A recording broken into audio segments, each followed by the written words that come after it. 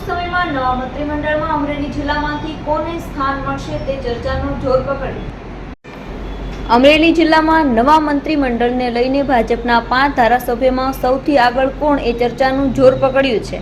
ત્યારે આમ તો અત્યાર સુધીમાં અમરેલી જિલ્લામાં પાટીદારોનું સૌથી મોટું પ્રભુત્વ રહ્યું છે। અમરેલી વડિયા બેઠકમાં કૌશિક વેકરિયા પાટીદાર, લાઠી બાબરા બેઠકમાં જનક તળાવિયા પાટીદાર, ધારી બગસરા ખાંભા બેઠકમાં જેવી કાકડિયા પાટીદાર, સાવરકુંડલા લીલિયા વિધાનસભા બેઠકમાં મહેશ કસવાળા પાટીદાર।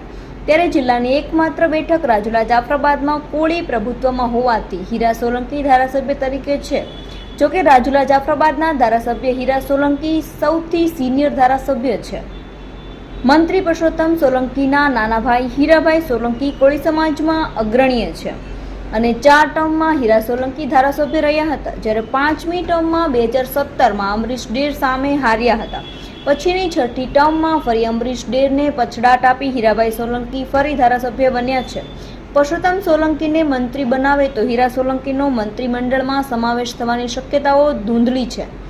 અમરેલીના ધારાસભ્ય કૌશિક વેકરિયા વિધાનસભાના નાયબ દંડક પદે વિરાજમાન છે, ત્યારે નવા મંત્રી મંડળમાં કૌશિક વેકરિયા સૌથી અગ્રેસર છે।